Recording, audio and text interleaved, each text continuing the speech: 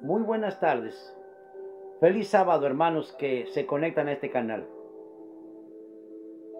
Gracias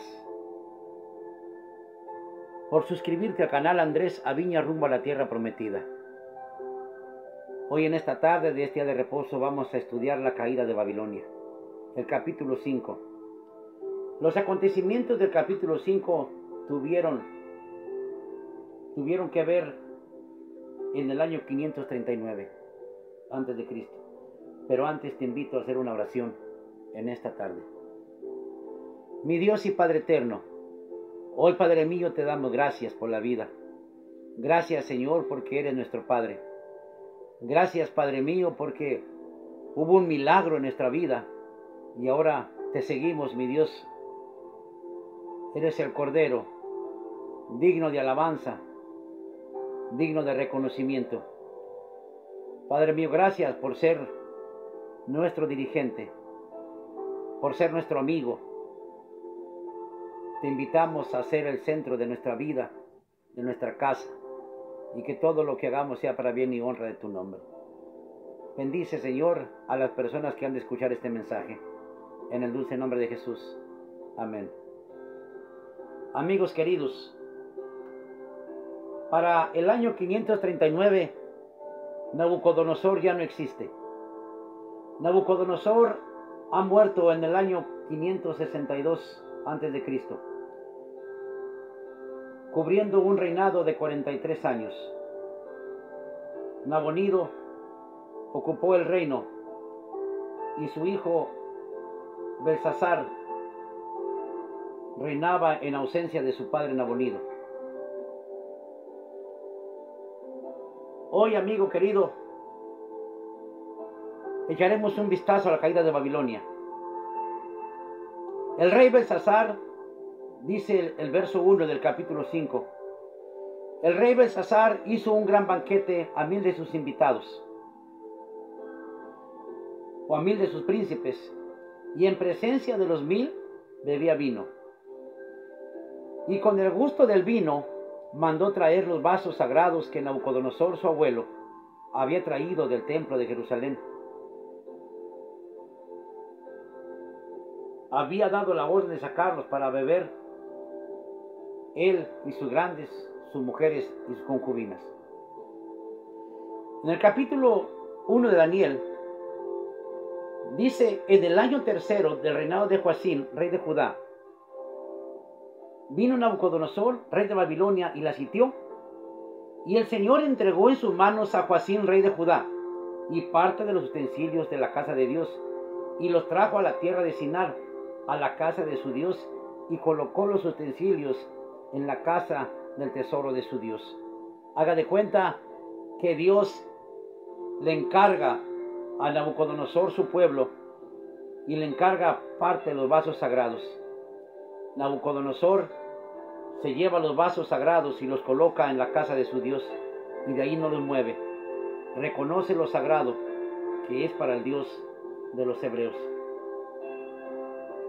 Vuelvo a repetir, los acontecimientos narrados en este capítulo ocurren en el tiempo del año 539. La noche en que Babilonia cayó. ¿Y cayó ante quién? Ante el ejército medo-persa. Aquí ocurre la transición del oro a la plata, predicha en el capítulo 2 de Daniel. Una vez más, resulta evidente que Dios gobierna en los asuntos del mundo. En este capítulo 5, mi amigo, la palabra de Dios presenta un ejemplo poderoso de la arrogancia que el humano tiene y que termina en una manera dramática. A Nabucodonosor le llevó mucho tiempo para aprender la lección, pero la aprendió. No podemos decir lo mismo de su nieto Belsasar. Belsasar no la aprendió. El problema no es la fiesta, mi amigo. Las fiestas eran comunes en aquellos días y en los días de hoy. El error más grande de su vida que cometió Belsasar fue mandar traer los vasos sagrados y usarlos en una orgía palaciega. Belsasar los profana Y ese acto de profanación equivale no solo a desafiar a Dios, sino a atacar a Dios mismo. De este modo, Belsasar llena la copa de sus iniquidades, al actuar en forma del cuerno pequeño, que ataca a los mismos pilares del santuario de Dios. Y el rey manda que los utensilios sagrados del templo de Jerusalén se utilicen como recipientes para la bebida. Nabucodonosor se apodera de los vasos del templo de Jerusalén, pero los coloca en la casa de su Dios, como ya dijimos, lo que demuestra que al menos él respetaba el estatus sagrado. Pero Belsasar convierte los vasos sagrados en utensilios para beber de la manera más profana. Mientras bebían de los vasos sagrados, los dignatarios de Belsasar alabaron a los dioses de oro, de plata, de bronce, de hierro, de madera y de piedra. Curiosamente, mi amigo, el orden de los metales sigue el orden de los componentes de la estatua del sueño de Nabucodonosor, excepto que la madera reemplaza a la arcilla. Pero al final aparece también la piedra, que nos presenta y nos recuerda el juicio de Dios de los últimos tiempos. Esta fiesta, mi amigo, vuelvo a repetirle, esta fiesta ofrece una representación adecuada de la Babilonia del tiempo del fin, como aparece en Apocalipsis. Al igual que Belsasar, la mujer de la Babilonia del tiempo del fin sostiene una copa de oro y ofrece bebida contaminada a las naciones, dice el libro de Apocalipsis. En otras palabras, mediante falsas doctrinas y un sistema de adoración distorsionado, la Babilonia moderna seduce al mundo y lo lleva hacia el mal, ajena al juicio que pronto caerá sobre ella. Un día el juicio llegará, y esto lo podemos mirar en Apocalipsis 17, 4 al 6. El capítulo 5 y el verso 4 dice que bebieron vino y alabaron a los dioses de oro y de plata y de bronce y de hierro y de madera y de piedra. Y cuando esta fiesta estaba en su mejor momento, de pronto hace un acto de presencia un ser que no había sido invitado a la fiesta y que solo sus dedos se le podían mirar. Los dedos eran de una mano humana y empezaron a escribir en la pared letras, y el rey miraba la mano que escribía. Y entonces el rey palideció y sus pensamientos lo turbaron y se le aflojaron los músculos de su esfínter. En otras palabras, presa del terror, el rey perdió su dignidad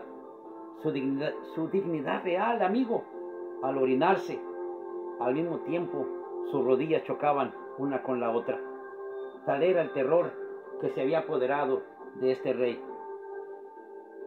Amigo querido, Belsasar había crecido escuchando las experiencias de su abuelo en su trato con el Dios del cielo, y entendió que él lo había insultado, y lo había insultado gravemente.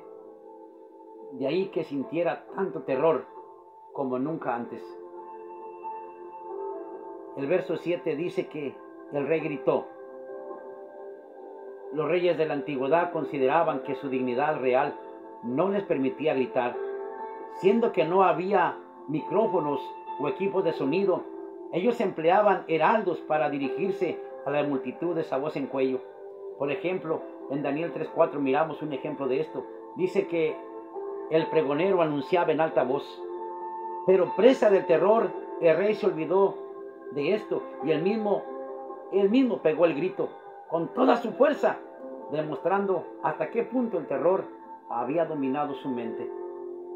El ser sobrenatural había aparecido en el lugar más iluminado, mi amigo. Dice la escritura que fue frente al candelabro de luz, en la pared del palacio real, y escribía con letras de fuego. La escritura era Mene, Tekel, Pérez. Se oyen los pasos de los adivinos y los encantadores que corren al escuchar los gritos del rey, solo para enfrentarse con una situación que escapa por completo de lo normal. El rey les promete honores extravagantes a todos.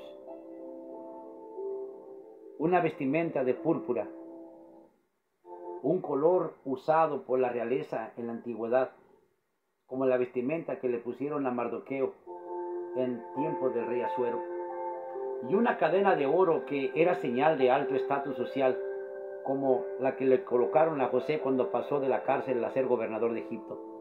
Dice que el rey de Egipto le colocó el collar de oro. Y también el tercer puesto, le ofrece el tercer puesto como gobernante del reino. Esta última recompensa refleja con precisión las circunstancias históricas de Babilonia en ese momento, debido a que Belsasar gobernaba en segundo lugar como corregente con su padre Nabonido. Por eso ofrece el tercer puesto como gobernante, porque no le puede ofrecer el primero ni el segundo. Pero al igual que en tiempos anteriores, los sabios no se llevan las recompensas, porque una vez más fracasan. No aportan ninguna explicación a lo que el rey demanda. Además de todos sus pecados, el rey Belsasar intenta hallar sabiduría en un lugar equivocado. Aunque está escrito en su propio idioma arameo, aún así no pueden entender las palabras. Isaías 29:14 dice: perecerá la sabiduría de sus sabios y se desvanecerá la inteligencia de sus entendidos. Esto es lo que estaba ocurriendo aquí. Algunas verdades son demasiado importantes para que la humanidad intente descubrirlas por ellas mismas. Por eso, mi amigo, Dios tiene que revelar estas verdades. Dios revela los secretos, los misterios. Cualquier recompensa que el mundo te ofrezca, mi amigo, cualquier recompensa es inútil y fugaz. Siempre debemos tener una mente a la perspectiva de la eternidad en todo lo que nosotros hacemos en nuestro diario vivir. Debido al fracaso de los magos y la escritura en la pared, el salón del banquete entra todavía más en caos. Pero entra la reina y le ofrece al rey que está confundido, una solución. La reina le dice que en el reino está Daniel, con la capacidad de poder interpretar la escritura, y que en tiempo de su abuelo le interpretó sus sueños y le presenta un currículo oral hermoso de Daniel. Le dice al rey: tiene el espíritu del santo Dios, tiene la luz y tiene el entendimiento y tiene la sabiduría. Sabiduría que proviene de lo alto, mi amigo. Un espíritu excelente, un conocimiento capaz de comprender y interpretar sueños, capaz de resolver acertijos y explicar enigmas. Fue jefe de magos, astrólogos y caldeos y adivinos en la época de tu abuelo Nabucodonosor. Llámalo a él para que te adivine el sueño, para que te diga la escritura, mejor dicho, para ver qué significa.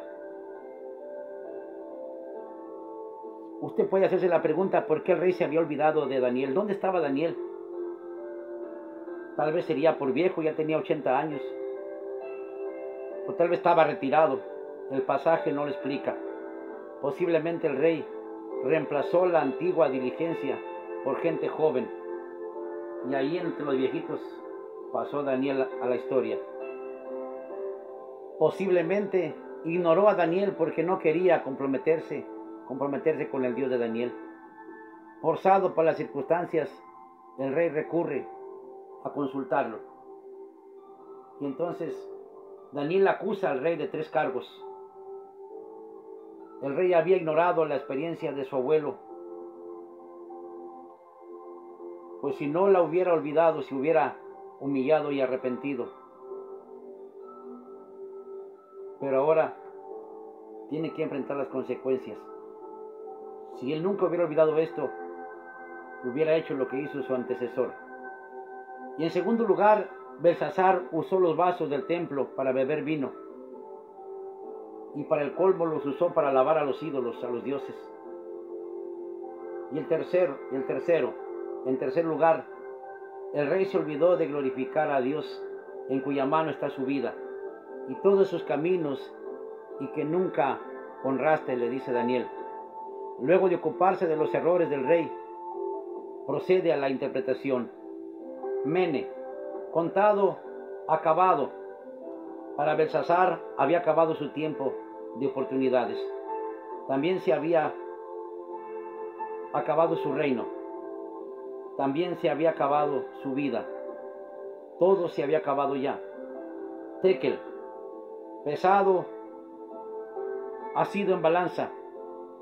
Significa que el auditor divino había pesado el carácter y la conducta del rey. Había revisado las cuentas de su administración y puso su sello de reprobación. Pérez, dividido. Tu reino ha sido roto y dado a los medos y persas. Estas palabras no son de consuelo y alegría, pero más allá de sus errores, Belsasar es un hombre de palabra. Por eso, a pesar de las malas noticias, queda satisfecho con la interpretación que le da Daniel y le otorga al profeta anciano los regalos prometidos.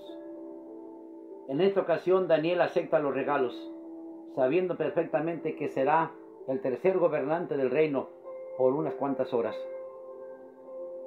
Según el historiador, los persas cavaron un canal para desviar el río Éufrates.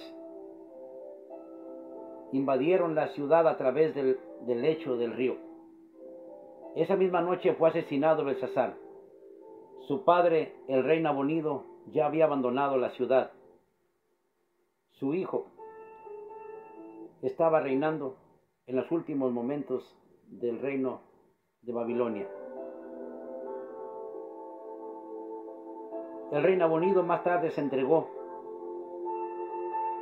a los nuevos gobernantes del imperio babilónico. De este modo,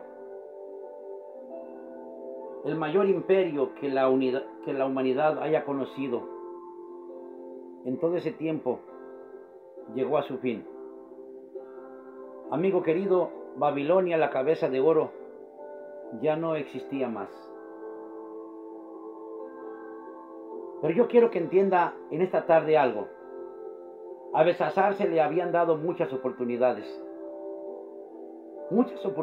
para conocer la voluntad de Dios y ponerla en práctica. Había visto lo que le había sucedido a su abuelo en los 7 años en el campo, cómo paseaba con las bestias del campo y por qué razón había ido a ese lugar. Pero el amor por la diversión y la glorificación borró las lecciones que nunca jamás debió haber olvidado, y cometió pecados iguales que su abuelo, pecados que acarrearon juicios. Desaprovechó las oportunidades que se le concedieron y no las tomó en cuenta. No se familiarizó con el Dios del cielo. La historia, mi amigo que me escucha en esta tarde, la historia de las naciones nos habla a nosotros hoy. Dios asignó a cada nación, individuo, un lugar en su gran plan. Hoy los hombres y las naciones son probados por la plomada que está en la mano de aquel que no comete errores. Por su propia elección, cada uno de nosotros decide su propio destino, y Dios lo corrige todo para cumplir sus propósitos. Amigo querido, en esta tarde es claro el mensaje que Dios quiere darnos a través del profeta. Babilonia ha caído. Los medos y persas han agarrado el poder. La cabeza de oro desaparece. Y ahora inicia el reino de Medo-Persa, que es enseñados por los brazos y el pecho de plata de la estatua de Nabucodonosor, del sueño. Dios nos ha dado muchas oportunidades. Y tenemos que aprender de los antiguos, de los errores que ellos cometieron. ¿Sabe que mi padre en una ocasión me dijo: Andrés, la familia nunca se abandona? Yo sufrí mucho, sufrimos bastante cuando nuestro padre nos abandonó. Y yo dije, jamás voy a olvidar esto y voy a abandonar a mi familia. Y nunca la abandonó, aunque tuvo bastantes hijos. Mi papá siempre fue un fiel guerrero, luchando por la vida para hacer crecer a sus hijos. Y ese consejo me lo dio también a mí. Y yo te lo doy también a ti. Hazle frente a la situación. Pon tu vida en las manos de Dios. No te glories, no te llenes de orgullo, no te llenes de arrogancia, que al final terminará en nada. Cualquier oportunidad que el mundo te ofrezca, todas esas asuntos temporales, recompensas temporales, no son como ilusión que se desvanecerá. Yo te invito en esta tarde a que pongas tu mirada con expectativas a la eternidad. Todo esto pasará, pero hay una eternidad que Dios promete darte, donde nunca jamás tendrás fin, donde nunca llorarás, una eternidad donde no hay hospitales, donde no se necesitan esas cosas, porque ahí todo es nuevo. No desaproveche las oportunidades. Cada vez que amanece, cada vez que respiras, es una nueva oportunidad que Dios te da. Ponte en las manos de Dios. Familiarízate con el Dios del cielo y reconoce que Dios es el que reina, que Dios tiene en su mano el control de todo y que tu vida está en las manos de Dios. Que Dios te bendiga, que Dios te guarde, que Jehová haga resplandecer tu rostro, que haga resplandecer su rostro sobre ti, que Jehová tenga de ti misericordia y que Jehová alce sobre ti su rostro y ponga en ti paz.